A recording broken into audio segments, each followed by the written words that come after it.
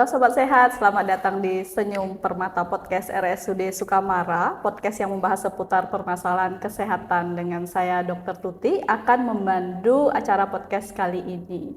Dan pada saat ini sudah hadir narasumber kita yang merupakan salah satu dokter senior, dokter spesialis anak yang ada di RSUD Sukamara, yaitu Dr. Anas Yamin SPA. Selamat datang dokter. Iya, terima kasih Dokter Tuti. Oke, baik dok. Pada acara kali ini kita akan membahas penyakit mengenai kejang demam pada anak. Nah, kejang demam pada anak ini merupakan salah satu penyakit yang sangat mengkhawatirkan bagi orang tua yang ada di rumah, di mana gejala yang paling sering ditemukan adalah tangan dan kakinya yang kaku dan tidak ada respon pada anak. Nah, mungkin pada acara podcast kali ini kita akan membahas lebih mendalam tentang kejang demam agar orang tua di rumah bisa menangani anak-anak yang mengalami kejang dan demam di rumah seperti itu dok. Mungkin bisa pertama kali dijelaskan terlebih dahulu dok, di apa sih dari kejang demam itu dok, dari pengertiannya dok. Ya, terima kasih Dokter Tuti. Pemirsa Promkes Rumah Sakit yang saya hormati dan saya cintai, kejang demam pada level tertentu ini bisa membahayakan, tapi kita harus mempunyai pemahaman yang benar tentang kejang demam, jangan nanti simpang siur ya. Jadi yang dimaksud kejang demam itu adalah suatu keadaan kejang atau bangkitan kejang yang didahului oleh suatu keadaan demam, di mana demamnya ini lebih dari 38 derajat Celcius ya. Dan kejang ini tidak disebabkan oleh kelainan yang dari otak atau kranial. Jadi bisa dari batuk pilek, bisa dari mencret, bisa dari yang lain-lain. Yang penting bukan adanya kelainan di kranial. Itu Dokter Tuti ya. Jadi batasannya itu. Nah, biasanya kejang demam yang kita batasi ini umur sekitar 6 bulan sampai 5 tahun. Kalau di luar umur itu berarti nanti ada tambahan kelainan klinis atau dan sebagainya. Baik, berarti kalau kejang demam ini pastinya adalah usianya adalah di bawah 5 tahun ya dok, dan penyebabnya bukan berasal dari penyebab dari otak itu sendiri. Iya, Nah, tanda khasnya dok selain kejang dan demam ini dok, apakah ada tanda yang bisa diketahui orang tua di rumah bahwa ini ternyata adalah kejang pada anaknya gitu dok? Ya, jadi selain umur ya, tadi range-nya umur yang paling sering antara 6 sampai 5 bulan ya, 5 tahun. Kemudian keadaan kejangnya itu biasanya dia simetris. Jadi kita sebenarnya ada membagi kejang demam itu ada dua macam ya. Kejang demam yang simple atau simplek, kemudian kejang demam yang komplikata atau kompleks ya. Nah, dua keadaan ini itu berbeda. Jadi kejang yang simplek yang tadi disebutkan Dr. Tuti tadi itu dia durasinya biasanya kurang dari 15 menit. Nah, tapi semuanya didahului oleh suatu keadaan demam. Nah, kemudian demamnya ini biasanya tidak berulang dalam 24 jam, dia tidak berulang. Nah, sedangkan pada kasus yang komplikata atau kompleks, ini kejangnya itu bisa berulang dalam 24 jam, kemudian durasinya itu lebih dari 15 menit, dan ditandai suatu kejang vokal. Jadi kejang vokal itu dia tidak simetris, misalnya yang satu tangannya kaku, yang tangan satunya ada gerakan, atau kepalanya ada gerakan khusus ya. Yang jelas dia tidak sama antara kanan dan kiri. Nah, itu namanya kejang vokal. Bisa matanya yang satu melotot, yang satu tidak. Nah, ini ada suatu tanda gejala kejang vokal. Nah, ini adalah kriteria untuk kejang komplikata. Nah, itu dari. Ya, berarti kejang secara umum itu terbagi jadi dua ya dok ya. Ada kejang yang secara sederhana dan kompleks atau komplikata. Nah, untuk orang tua di rumah mungkin harus memastikan ini kejangnya seperti apa. Apakah kejangnya ini kalau diminta orang tua untuk menentukan ini kejang sederhana atau kompleks mungkin agak susah ya dok ya. Mungkin kita bisa memastikan kepada orang tua di rumah itu durasi. Jadi berapa lama ini pada saat anak ini kejang, mengalami kejang ya dok. dok. Ya. Terus berapa kali anak ini mengalami kejang dan kakunya ya dok ya yang paling Ya, khas kaku. ya. Jadi kakunya itu biasanya dia bisa tonik-klonik ya, tapi simetris. Itu kejang Tonik-klonik itu seperti apa dok? Jadi misalnya dia misalnya tangannya lurus gini ya.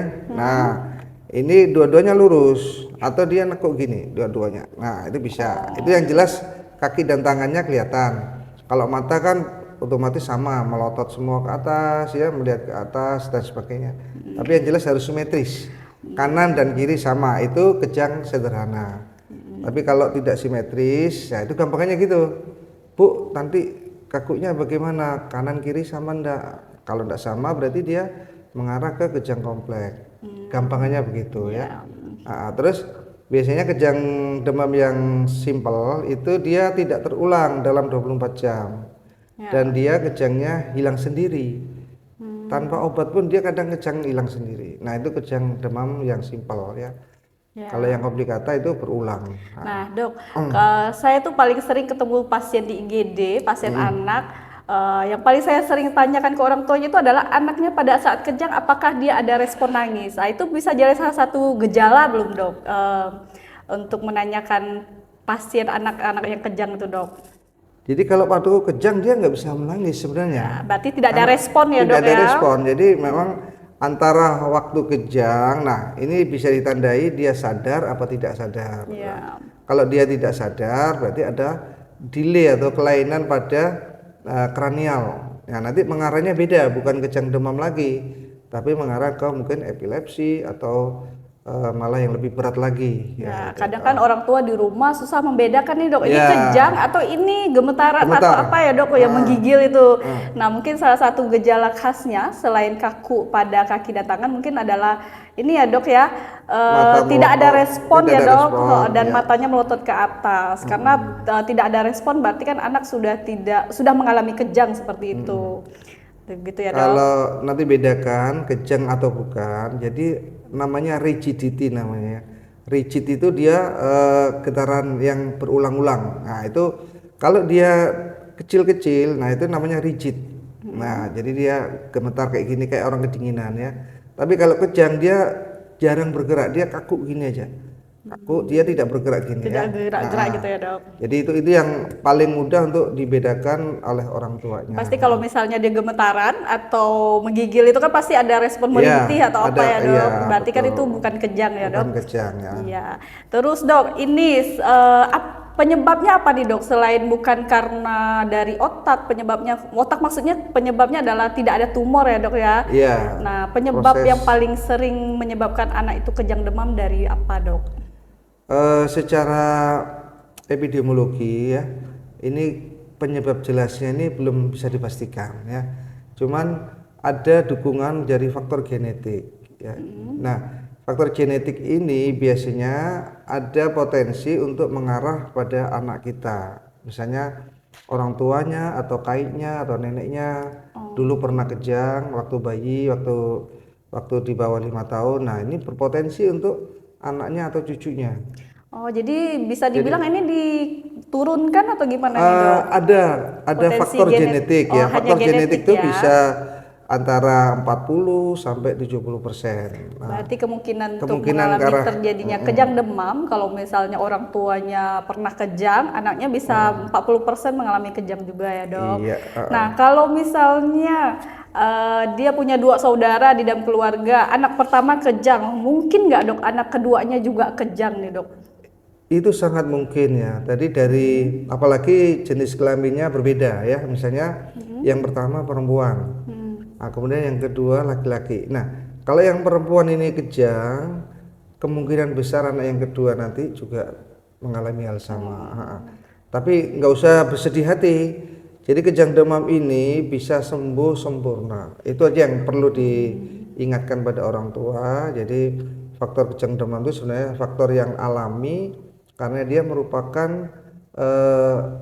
apa itu namanya potensi dari otak. Jadi aktivitas otak itu kalau berlebihan dia akan tereksitasi sehingga timbulnya kejang.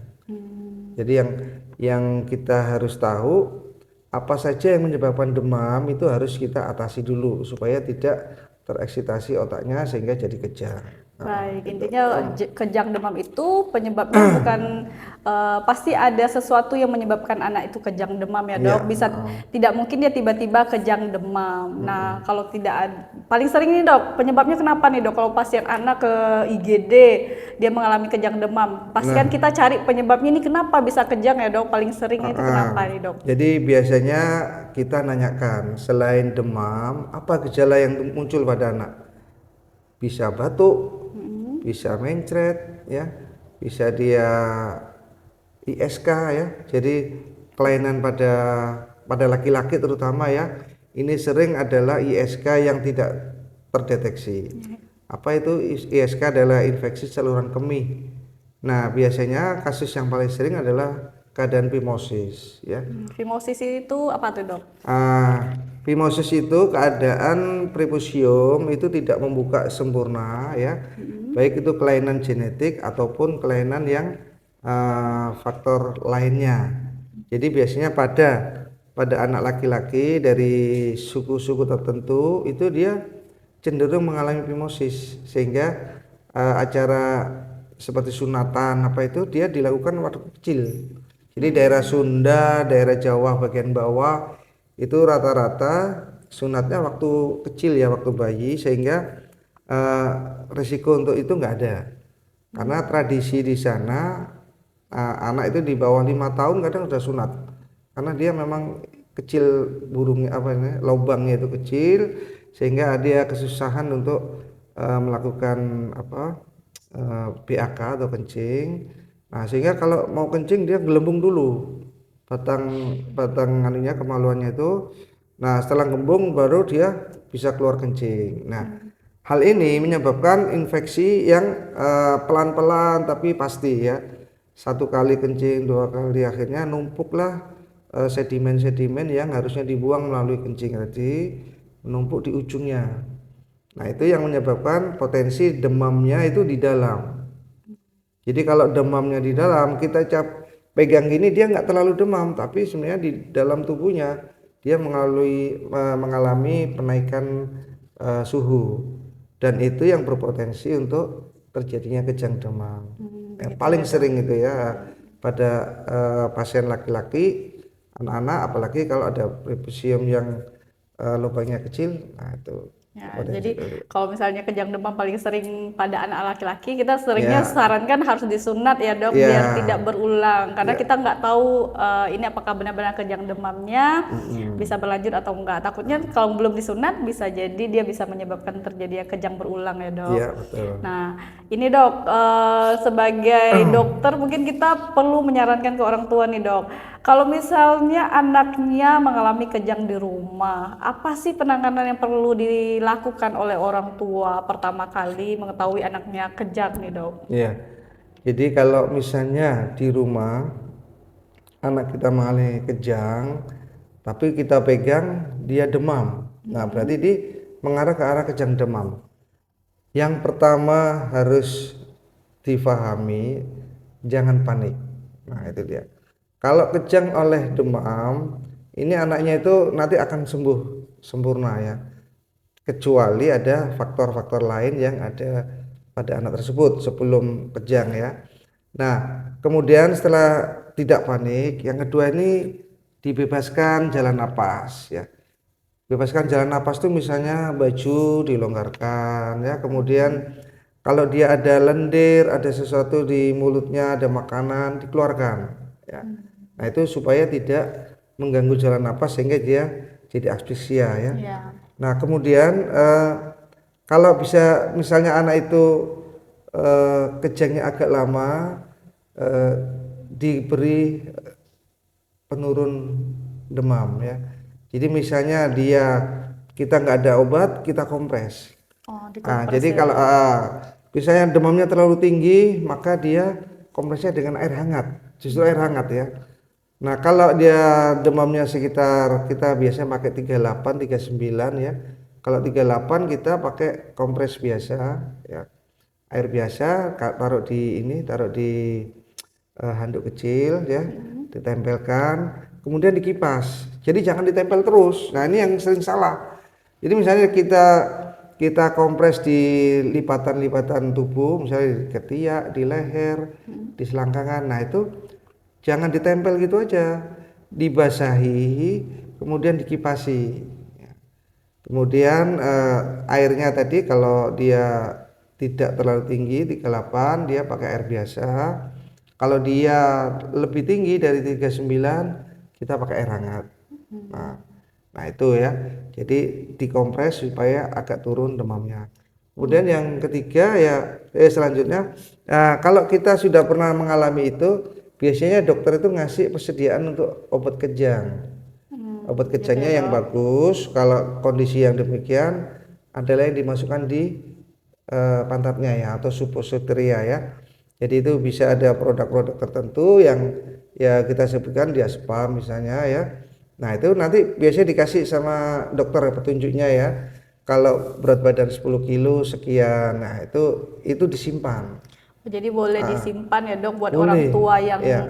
anaknya sering kejang. Jadi boleh nih mensimpan obat anti kejang di rumah. Itu simpannya juga harus simpannya khusus ya dok ya? Ya, simpannya harus di suhu ya sekitar 8 lah sampai 10 ya di kulkas gitu. Di kulkas minimal. Jadi kalau misalnya anak kejang, orang tua udah siap nih langsung dikasih obat anti kejang. Berapa kali nih dok boleh dikasih obat anti kejang? Kalau jadi saran saya, karena obat kejang itu antisipasi awal ya, dan dia bisa ada efek samping, sehingga kita cukup sekali aja. Cukup sekali Cukup aja. sekali kalau dia biasanya reda dalam waktu 5 menit ya, 2-3 menit sudah reda. Kalau belum segera bawa ke rumah sakit atau Jadi kalau misalnya anaknya instansi. kejang, udah dikasih obat anti kejang dan tidak berhenti Tidak dalam 5 berhenti. menit, segera bawa ke rumah sakit atau ke puskesmas ya dok. Iya. Jadi jangan dibiarkan gitu ya. Berlarut. Jangan berlarut-larut. Terus masalah kompres nih dok, saya tuh sering sekali menemukan orang tua kompres anak yang kita kan sering ketemu ada produk yang kayak kasa ditempel ke dahi. Nah kompres yang benar itu seperti apa dok? Selain suhunya harus suhu hangat atau air hangat, ini kompresnya sebenarnya di mana sih dok? Dan efektif nggak pakai yang benda yang ditempel di dahi itu dok? Jadi yang produk-produk yang di pasaran ya, itu kita harus tahu dosisnya sebenarnya. Jadi kalau saya lihat dan saya baca produk listnya di situ, jadi tidak cukup dengan satu kotak begini untuk menurunkan berat demam. Satu tempelan itu Satu ya? tempel di dahi langsung turun. Ya itu kurang banyak sebenarnya. Jadi kalau saya hitung sesuai berat badannya, mungkin satu punggung itu penuh. Iya, berarti Jadi kurang misalnya, ya kurang. Jadi produk-produk yang dijual itu tolonglah nanti diberi penjelasan cara penggunaan supaya ya sudah dikasih tempelan tapi nggak turun-turun ya, memang dosisnya memang kurang ya. Kalau kompres yang air hangat itu gimana dok? Apa kompresnya di dahi atau di mana nih? Nah, biasanya kita di lipatan tubuh ya. Yang saya sarankan lipatan tubuh. Kalau di atas itu biasanya leher ya, kemudian ketiak, kemudian selangkangan. Ya, itu dikasih semua. Tapi tadi saya bilang jangan ditempelkan. Jadi diusap, kemudian dikipas. Nah, itu untuk mengeluarkan suhunya melalui pori-pori yang sudah dirangsang dengan air hangat tadi. Berarti harus di lipatan ketiak, Iya, lipatan lipatan ketiak. sela paha juga Iya. bisa ya dok, di leher. Cuman Kenapa, kadang Kak? kan orang tua anaknya gerah ya dok, dikasih Iya. handuk yang hangat pasti nggak mau anaknya Nggak dok. mau, nggak usah ditempel karena pada lipatan itu jumlah pori-porinya itu lebih tinggi. Kalau kita di dahi pori-porinya bisa kita hitung, tapi di leher, di ketiak, di selangkangan itu pori-porinya lebih besar, lebih banyak, sehingga pori-pori yang terbuka akan semakin banyak juga, sehingga pengeluaran suhu akan lebih cepat gitu ya. Ya, Jangan di dahi. Kalau di dahi itu ya kadang-kadang ya untuk iklan aja. ya, ya intinya kalau misalnya untuk kompres kita nggak boleh di dahi ya dok ya, harus di lipatan. Iya. Terus ini dok, yang paling ditakutkan oleh orang tua di rumah, kalau kejang demam ini apakah bisa menyebabkan terjadinya cacat atau kelainan? Karena kan kita sering ketemu di IGD atau orang tua di rumah itu sering ketemu sama tetangganya anaknya cacat, katanya habis kejang gitu. Itu sebenarnya benar nggak sih dok? Iya. Jadi kalau dia murni kejang demam, kita lihat sebelum kejang demam itu. Kalau dia anaknya normal, anaknya nanti lahirnya berikutnya juga akan normal. Jadi belum ada laporan yang kejang demam murni ya. Nah, itu sampai cacat itu belum ada laporan sampai sekarang. Kecuali ya misalnya ada faktor intrakranial. Jadi sebelumnya ada epilepsi atau Down syndrome dan sebagainya ya, itu ada kelainan kranial dan itu menyebabkan dia tidak normal. Ya. Yang paling sering itu, yang sering disangkakan adalah gejala meningitis. Ada beberapa kasus ya. Jadi ada kasus anaknya demam, kemudian kejang, tapi umurnya masih range 6 sampai 5 tahun ya. Begitu setelah itu langsung anak cacat. Ya tidak bisa jalan, tidak bisa ini. Nah, ini setelah dievaluasi, ini ada kasus beberapa di tempat kita ya. Dia bukan kejang demam murni, dia kelainan meningitis. Kenapa? Karena ada faktor yang tadi saya bilang tidak asimetris. Ya, kejangnya tidak simetris kanan dan kiri tidak sama. Jadi ada meninginal sen dan sebagainya, kaku kuduk dan sebagainya, sehingga itu bukan kejang demam. Itu adalah meningitis sebenarnya. Ya, berarti kalau misalnya sampai setelah kejang anaknya dan ternyata diikuti dengan ada kelainan seperti nggak bisa jalan atau nggak bisa ngomong gitu ya dok, berarti tidak murni dari kejang demam, ada kemungkinan berasal dari penyebabnya yang lain ya dok. Ya. Nah terus ini dok, gimana sih mencegahnya biar anak-anak ini orang tua bisa tahu biar tidak mengalami kejang demam di rumah dok? Ya. Sebenarnya cara mengatasi kejang demam itu ya cegahlah anak jangan demam. Itu kan susah deh dok kalau intinya. Nah, sekarang penyakit apa sih yang bisa menyebabkan demam? Nah, ini pada anak-anak di bawah 5 tahun, semua organ yang ada lubangnya itu pasti ada sakitnya. Ya, mulai dari hidung, mulut, kemudian paru-paru, telinga sampai ke kemaluan, itu semua bisa menyebabkan demam, sehingga jangan sampai anaknya ini demam karena proses yang di luar tadi. Misalnya batuk, ya batuk itu karena dari hidung, lubang dari hidung dia menyebabkan demam, ya kita sembuhkan. Siapkan obat anti demam di rumah. Nah, kemudian yang kedua, kalau dia sudah pernah kejang sebelumnya, simpanlah obat yang anti kejang yang saya sebutkan tadi, yang dimasukkan di pantat. Nah, itu salah satu mengatasi kejang ya. Jadi kalau sudah pernah terjadi ya harus ada di rumah disimpan. Saya tidak nyarankan yang oral karena saat kejang dia nggak bisa buka mulut. Nah, itu enggak jadi efektif. yang lewat mana nih dok obat anti kejang dok paling gampang Anti kejangnya buat orang paling tua? gampang yang paling lewat pantat ya. Itu yang paling gampang untuk diajarkan ya dok.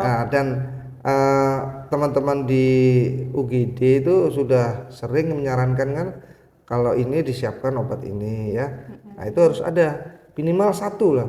Satu ya disimpan di kulkas, satu saat dia pasti dipakai itu. Jadi kalau penggunaan obat anti kejang ini sebenarnya tidak bermasalah kalau penggunaannya hanya satu kali ya dok ya. Iya. Jadi sebenarnya aman buat bapak ibu di rumah jika anaknya mengalami kejang bisa diberikan seperti itu ya dok.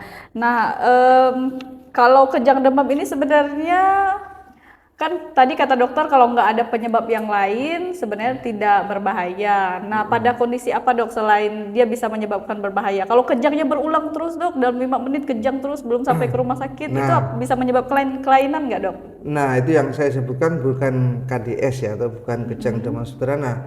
Dia masuk kriteria kejang demam kompleks. Nah kejang demam kompleks ini obatnya juga beda. Jadi nanti obat rumatannya dia pakai ya sirupnya asam valproat ya. Nah, yang kedua ini yang terakhir ini disebutkan itu berpotensi terjadinya suatu epilepsi nantinya.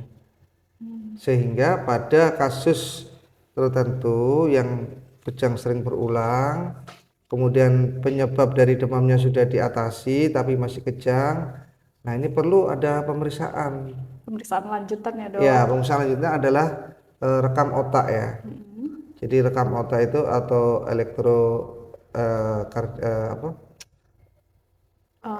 apa tuh dok? EEG untuk ya. EEG itu yang untuk rekam listrik. Elektroensefalografi ya. Jadi pada anak yang mengalami kejang tadi kita periksakan EEG-nya. Nah di Kalimantan ini yang ada di Banjarmasin ya. Di Banjarmasin itu ada rumah sakit swasta dan rumah sakit pemerintah. Di situ ada 2. Nah, itu kita bisa periksa di sana. Sehingga pada pemeriksaan EEG kalau dia berpotensi suatu epilepsi itu akan muncul gelombangnya. Jadi gelombang epilepsi ini akan muncul dia pada gelombang mana, theta atau di mananya. Nah, itu akan tergambar sehingga pemeriksaan ini akan menunjang terapinya akan terarah. Ya. Kalau dia hanya cuman kejang demam pada EEG, dia nggak akan nampak gelombang epilepsinya itu. Kejang demam yang sederhana Yang sederhana pun sama ya, kejang demam kompleks kalau dia tidak ada faktor kelainan epilepsi dia nggak akan muncul juga. Oh, berarti itu Iya. menentukan anak ini Nah, untuk periode berikutnya iya. supaya lebih terarah terapinya dan tidak kambuh gitu ya. Begitu.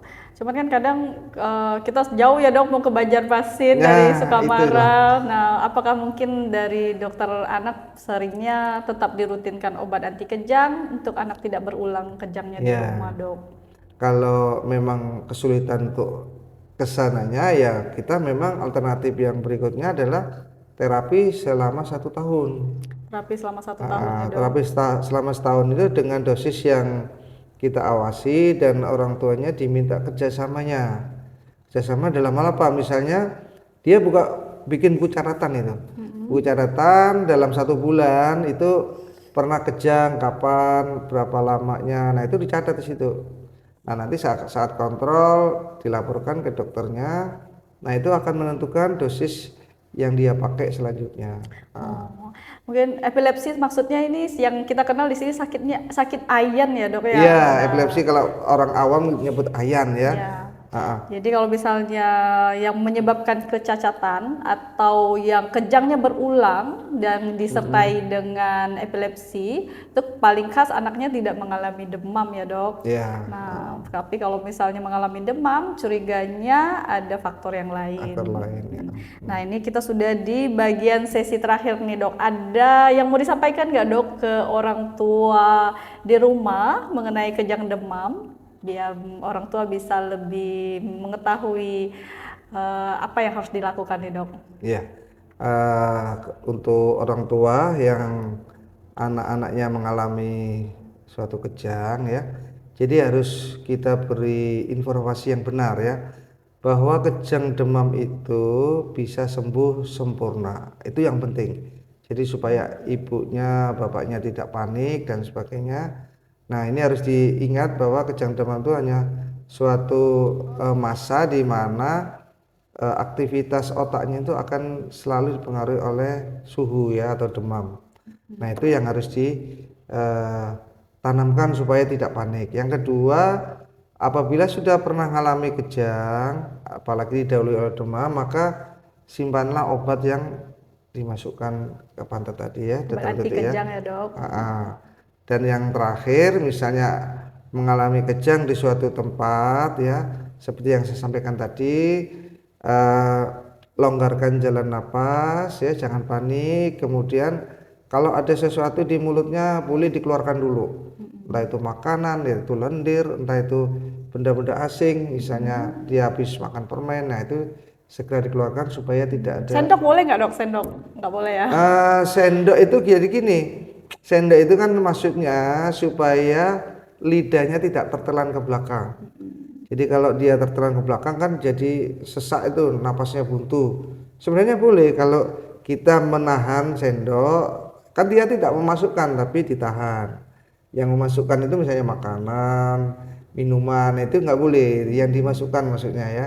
Jadi kalau sendok nggak apa-apa, atau ini spatel yang dari kayu itu supaya nggak melukai, boleh ditekan supaya jalan napasnya itu yang dari mulut itu tetap terbuka.